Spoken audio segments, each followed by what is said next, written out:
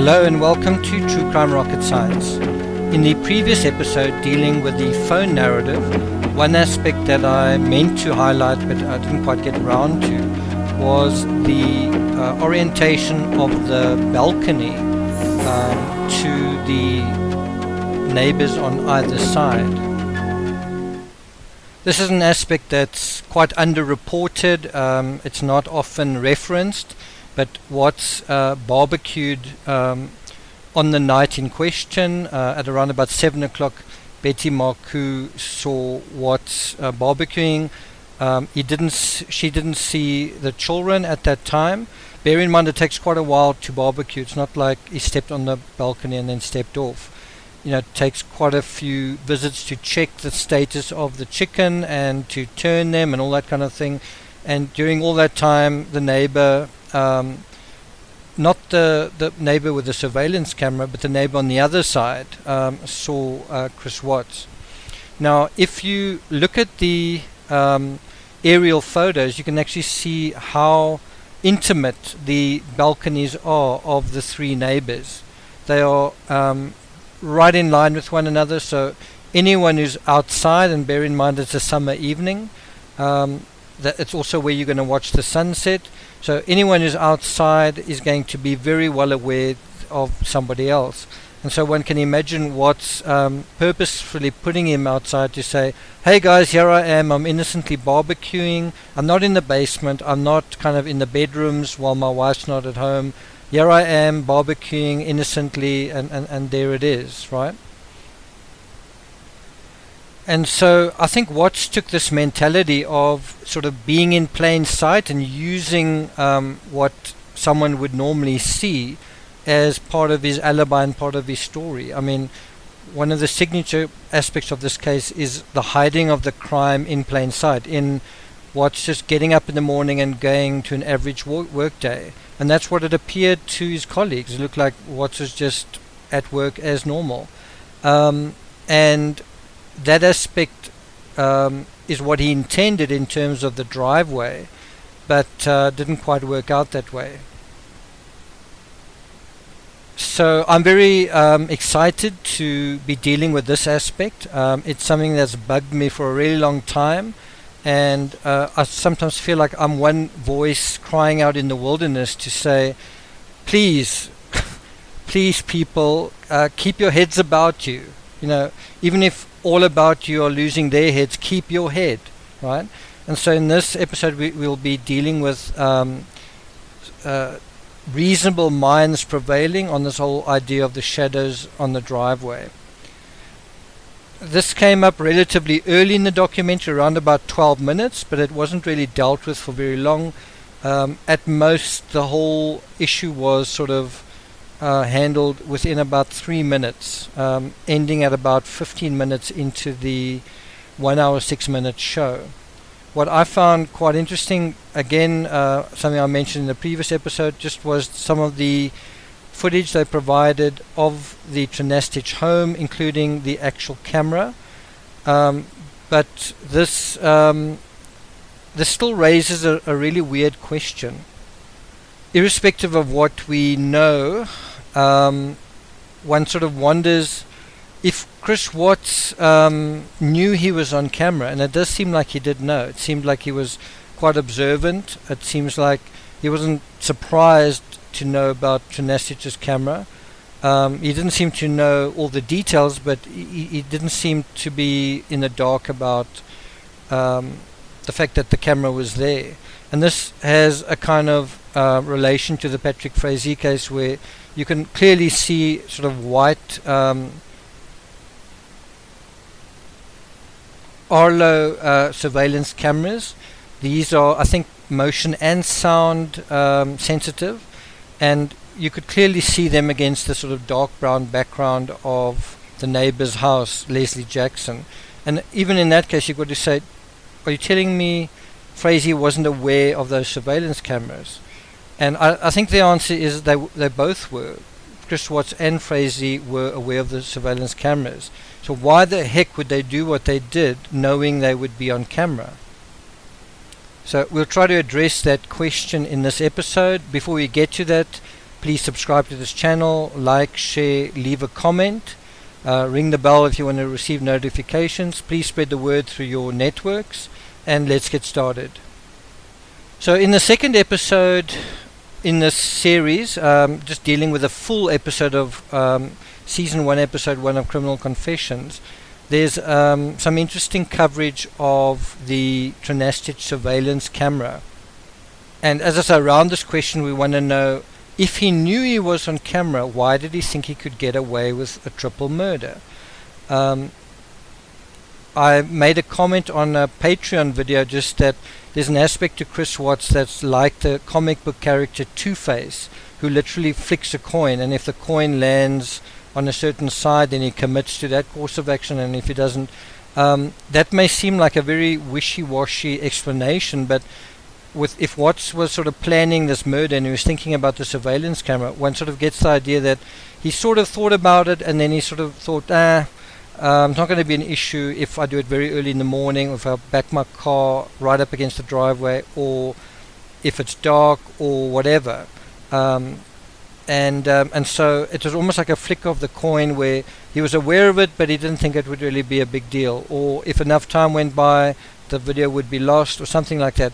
But in some way, he rationalized it to himself. And I think criminals aren't exactly known for their better judgment, and so I think this was a moment of poor judgment for Chris Watts, as he was about to realize when he viewed the surveillance camera footage himself with a policeman present, and this is why he appeared to be pretty stressed.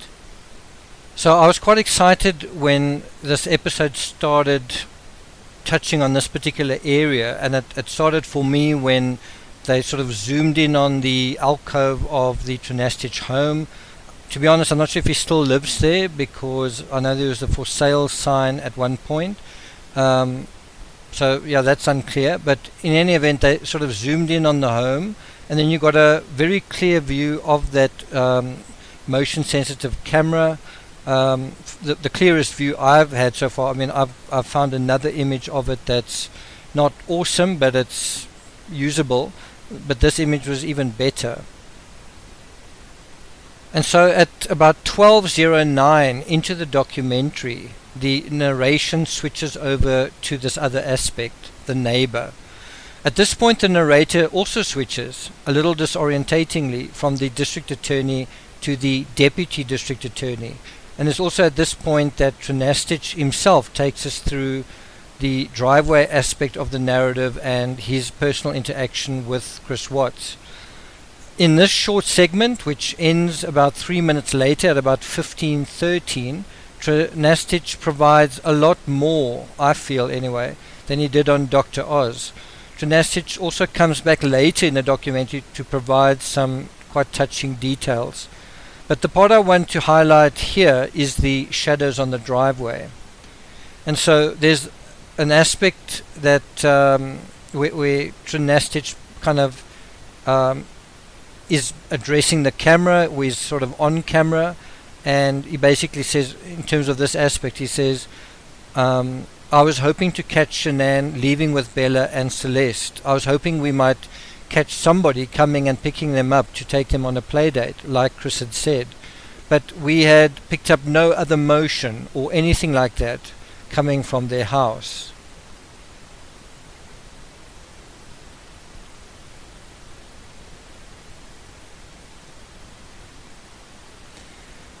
And so now we deal with the meat of the segment, and really the meat and potatoes of the YouTube conspiracy nuts that have been making a meal out of a tiny little area of uncertainty. It's the moment, of course, at 12:59 in the documentary, where the documentary plays back all the times Trinastich's camera catches Watts walking to and from his truck, on the side of his truck, facing away from the camera.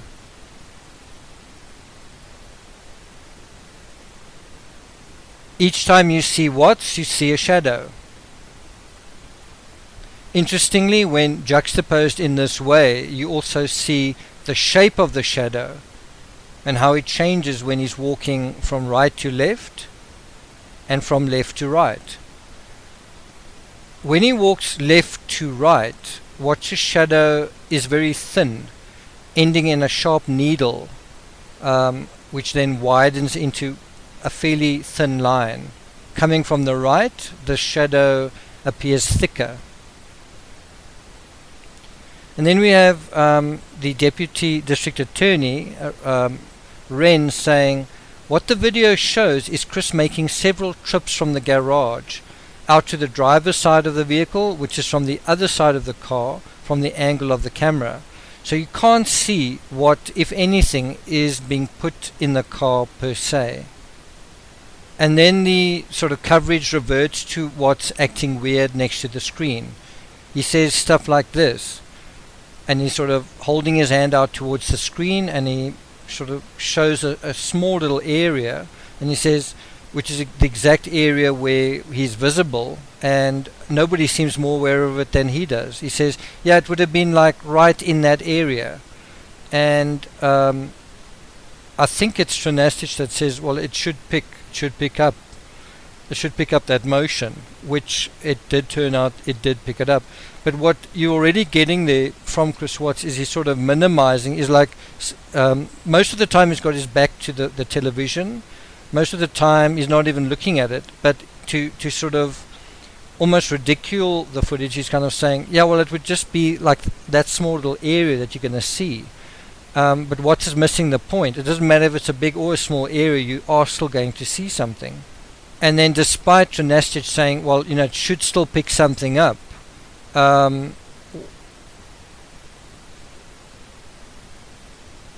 Watts then sort of emphasizes, even with the tree right there, so as far as Watts is concerned, the tree is going to provide him coverage, and there's no way that the camera is going to see through the sides of the tree, and that's a big miscalculation that he made. I think he misunderstood.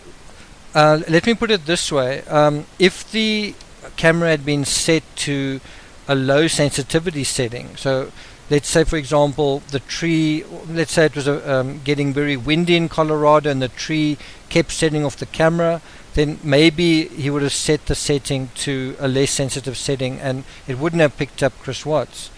But clearly that wasn't the case, and that may have been the way that Watts miscalculated in this respect. The shadows on the driveway really have to be seen moving rather than from stills, and I'm referring to the documentary here, not what you see on YouTube. So basically in the documentary they just show all the times that you see Watts on the other side of the truck moving back and forth, and every time he moves back and forth you see the shadow under him also moving back and forth. He moves to the left, there's a shadow under him moving to the left. He moves to the right, there's a shadow under him moving to the right. When you see it juxtaposed in this way, you sort of notice how the shadows change when he's coming from the right as to when he's coming from the left. When he's coming from the right, as I mentioned, it's a thicker shadow, broader on the end, and it's just almost like a fatter kind of shadow. When he's coming from the other side, it's a very thin kind of like needle shadow. But regardless of whether you want to look at this aspect and you want to really study it, it's not mentioned once anywhere by anyone in the documentary that Watts appears to pick up a child. You've got Trinastich to talk about that. He doesn't. You've got the district attorney to talk about that, and he's well aware of it because it's something he addressed in a previous press conference. He doesn't address it. You've also got the Deputy District Attorney Wrenn to address it. 3 people, and not one of them addressed this aspect. Now, I've heard some of the people involved saying that actually the District Attorney himself has endorsed a particular YouTuber saying that you can see something. Well, this was his opportunity to clarify that, to say, you know what, I think I see a shadow, I think I see this and that, but nobody does. Trinastich doesn't, and neither of the district attorneys do. And if anything, what is established is established through Trinastich's statement, which is, he says, I was actually hoping to catch Shanann leaving with Bella and Celeste. I was hoping we might catch somebody coming and picking them up. And he said, but we picked up no other motion. So if anything, Trinastich himself, and who would know better than the guy who actually recorded the footage, the guy who saw it for the first time, the guy who directed the police to it, the guy who had it on his own footage, who must have watched it more than anyone else in the world, is saying you don't see anything else. And so what I find is kind of a deafening silence is there doesn't seem to be any interest in analyzing the show from certain of those YouTubers, because this doesn't support what they are saying. It doesn't support their version of the evidence. And this also isn't me coming on to YouTube and kind of saying blah blah blah. All I'm saying is this is what the documentary shows. This documentary, I didn't have anything to do with making it. You know, it's made by someone besides myself, obviously, and it features the most important people related to this particular footage. The guy who it belonged to, as well as the most important people in this case in terms of the prosecution. And they don't say anything about it. And so I just wonder what is going on with YouTube, where they focus on every little detail, but this seems to have just escaped their knowledge. Are you serious that they haven't watched this? Have they not watched this? Have they not realized that this doesn't really reflect very well on their conspiracy theories? Not just the one about the children being alive running around the driveway. Not just that nonsense, but also the nonsense around accessories running around the house as well. You know, like there were, I think some people think that there was even more than one accessory. There were different cars driving around, and there were different people running around. Okay, so why not mention it here? You know, it's a year later. Why not have the most important people in the investigation talk about what they know? But they don't know, and that's why it's not talked about. The shadows on the driveway aspect, as I say, really needs to be seen in the moving way to appreciate. But I also think one's got to watch this documentary and see just how they deal with this, and then they move on. And there's no conspiracy anywhere. There's no lack of clarity. This is what the information shows. Rourke says it helps them with a timeline, and then that's it. There's no more fuss around it. There's not even a hint that that's the case. There's also not even a moment where the footage is used to suggest anyone else. It's just there's Chris Watts, and then Chris Watts leaves, and then it follows Chris Watts to where he goes. That's what everyone needs to be doing, not focusing on the occult. What is also quite interesting, and this sort of concludes this segment in terms of the documentary, Rourke's words at the very end are quite interesting. I'm a writer. I'm very interested in semantics. I've got to choose my words very carefully, so I notice things like this. But it's just really interesting the way he refers to the importance of keeping an open mind, at the same time not succumbing to tunnel vision. And if you just think of that surveillance footage, for me, I've always thought of it as like looking through a keyhole, trying to look at very important evidence, like is someone carrying dead bodies, is this happening, is that happening? But you've got this tiny little orifice to look through, which is almost a mirror to the orifice that the children were placed through. It's just almost impossible to look through corridor, this tunnel, and when you look through that tunnel, you've got to be very careful and not get tunnel vision. In other words, you're looking through this tiny little keyhole. That's not going to be the key to solving this case. What it is going to do is going to give you basic information, like at what time did Watts move in and out, and all that kind of thing. There is one aspect that I think is quite important here that hasn't really been addressed by the discovery, and it's not well understood, is Watts does change his shoes from shoes to boots during the time that he's walking out there. And I think when he walks out the very first time to collect his truck, is actually walking in whitish shoes or sneakers, and that's the only time we see him wearing those clothes. The next time we see him is wearing black boots.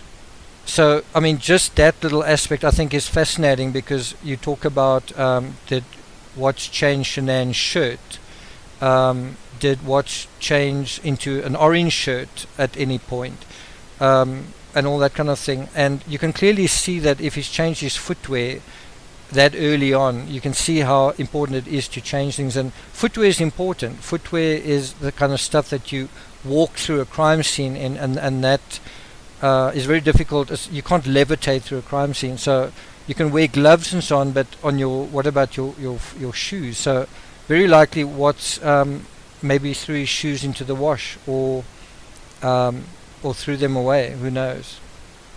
In the Frazee case,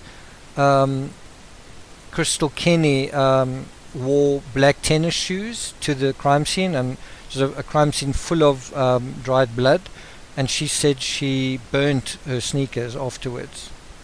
So I'm not going to take it any further than that. The third segment commences with the cops looking through Shanann's office, and there's a intriguing image of them looking at her handbag, and we will deal with that in the third segment. Thank you for listening, and I'll see you guys tomorrow.